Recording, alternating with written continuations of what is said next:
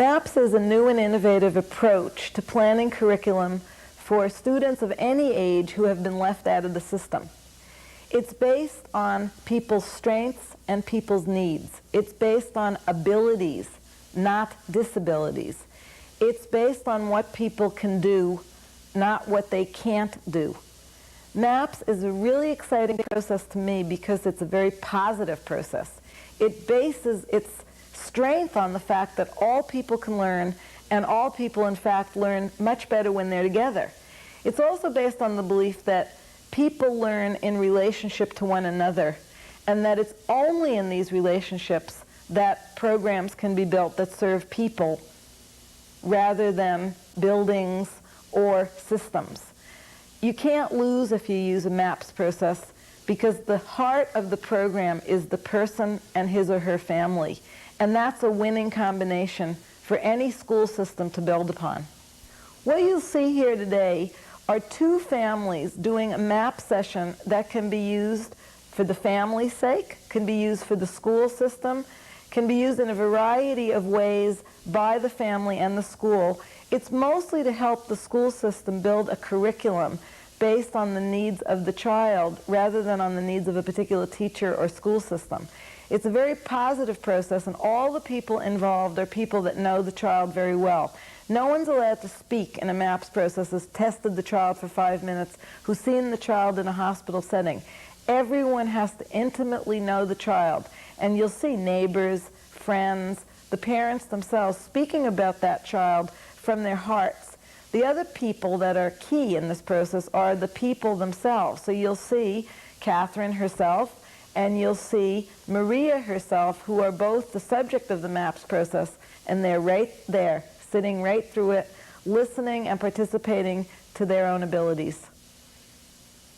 Aside from the participants, the two key actors in the MAPS process are the facilitator and the recorder. The facilitator must know the system very well, and the facilitator must have a particular value system that believes in all people learning and all people living together. The other person involved is the person recording what's going on in the MAP system. That person can be recording graphically, can be recording on a computer, can be just taking notes, but a record of the MAPS process has to be given to all the participants after the process is done.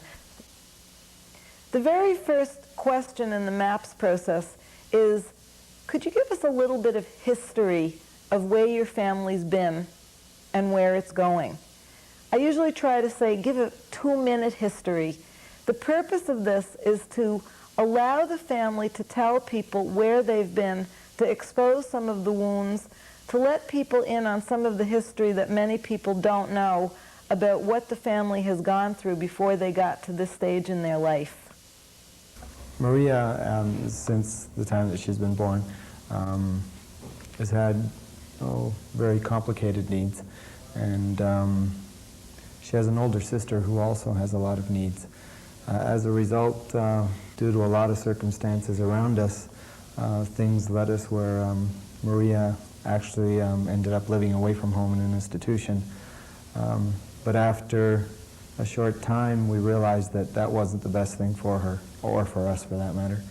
And we brought her home, and because of that, our thinking has gone the route of asking the school system to integrate her, because after all, we've integrated her at home, and that's a natural progression, I think.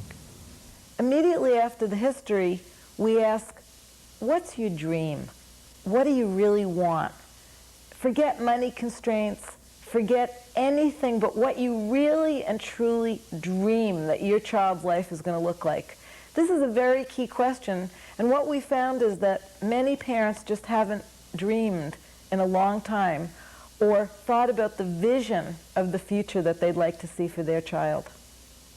I see her participating in community activities, going shopping with her friends, bowling, swimming, whatever. And during the day, being busy with things she likes to do, and this may be at a workplace somewhere with some other people.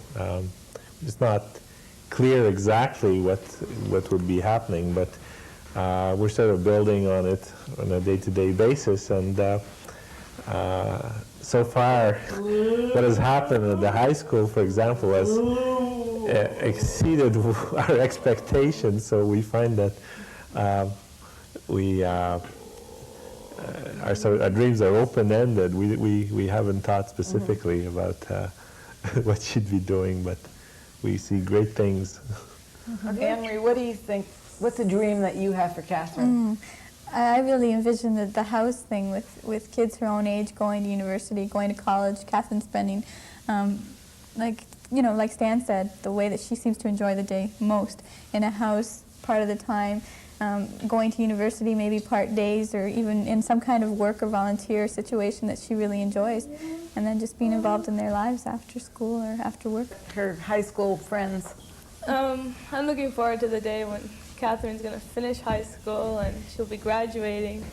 Even though I'll graduate before her, but I know I'll be there that night to watch her.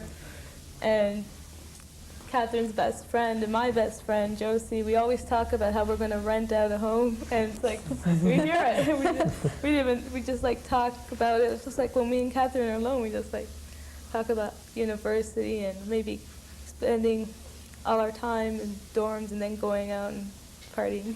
Yeah, I'm not going to break it, guys. Not my neighborhood, be too noisy. How about you, Daniela?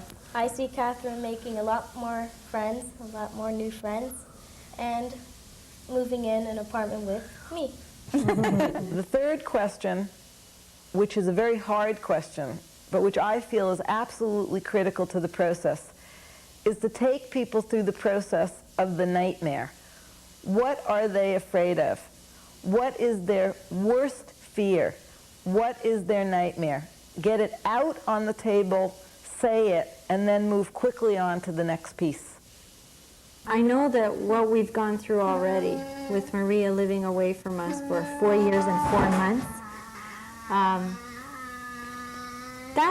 that's the nightmare, that she'll be away, that she'll be somewhere sort of away from the eyes of the world.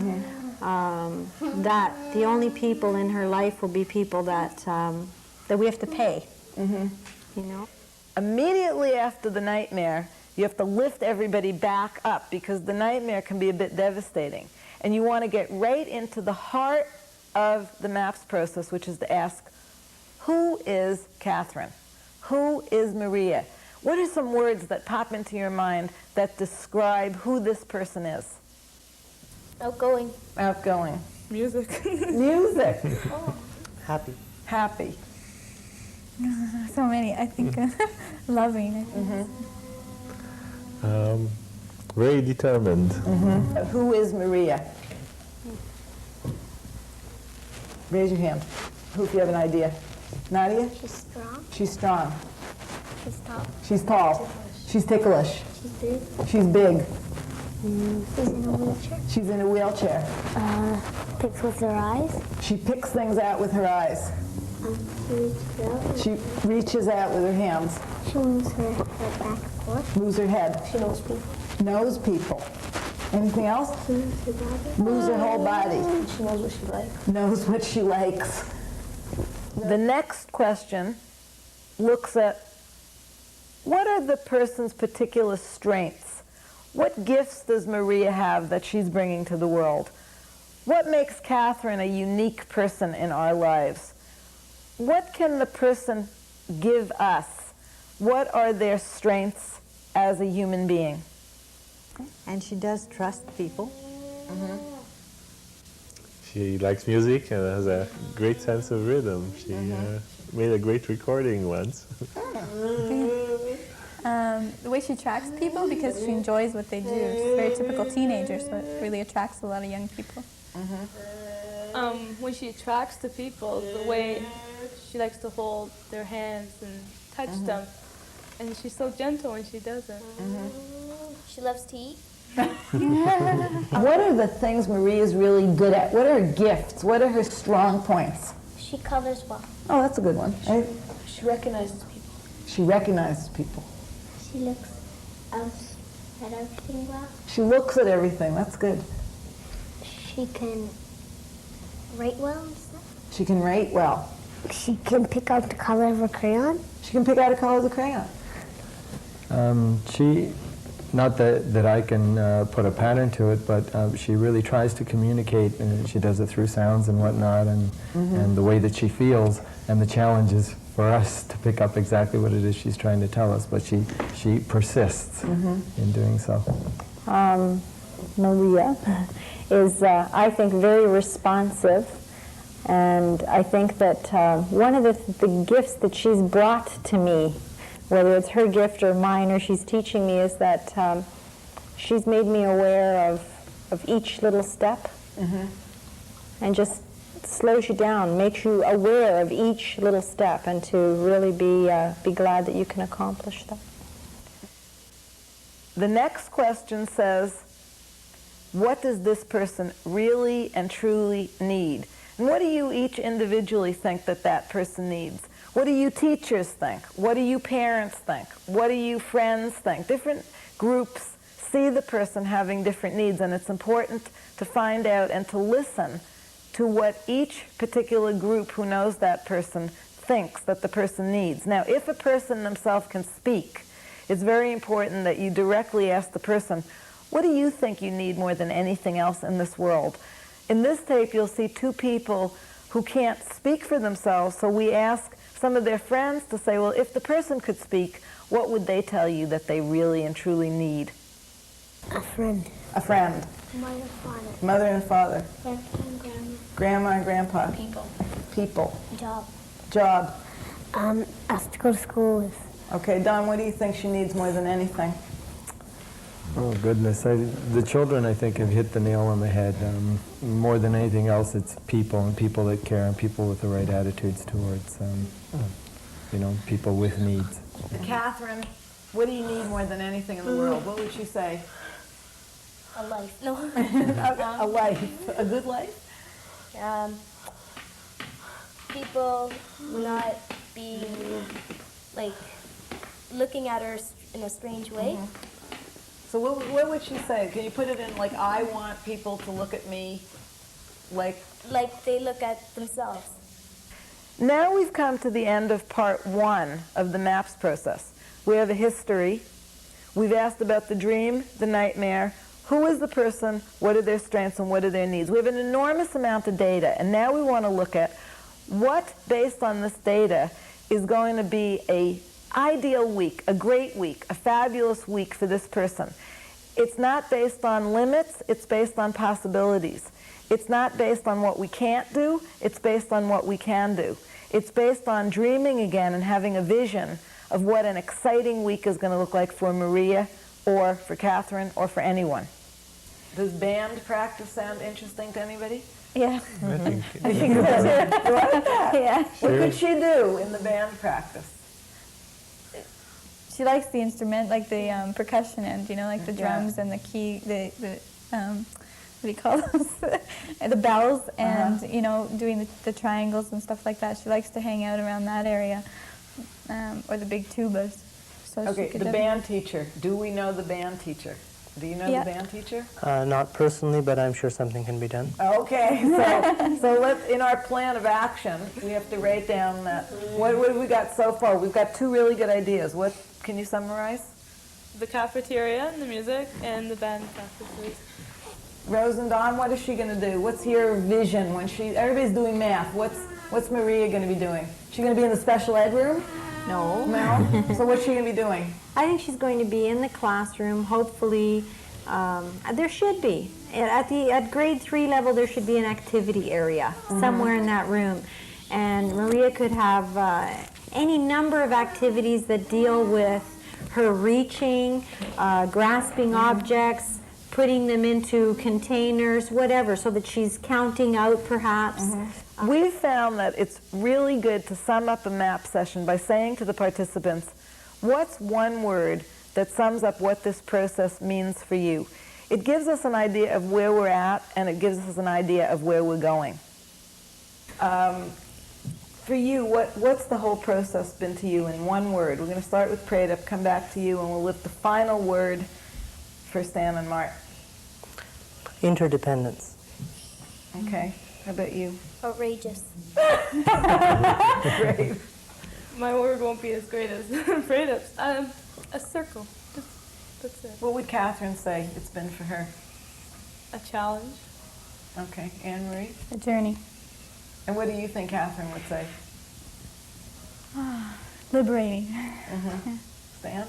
The whole experience has been fantastic for Catherine and for our family, and particularly the process of getting together to be creative and to solve problems has been extremely productive.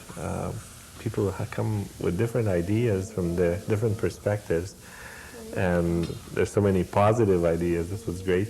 And what's great also is the Catherine's peers are sensitive to what a teenager needs, so their perspective brings a lot. Plus, they're very spontaneous and very willing to contribute. So it's been very, very, very good. Mark? I think with this process that it opens doors for her where with the previous way of testing her and evaluating her, that all the doors were closed and now everything is in the open. The MAPS team produced this tape because we want you to use it. We don't believe that you have to take 35 courses or 3 years at a particular university to use MAPS. We want you to go out and try the process, whether it's in a small group or a larger group, whether it's in your school or whether it's in your home. MAPS is based on faith in people. We've produced the tape because we have faith that the people watching this are going to use it to benefit the people that they really and truly love. Good luck, have a good time mapping, and write to us and share with us your successes in using this new process.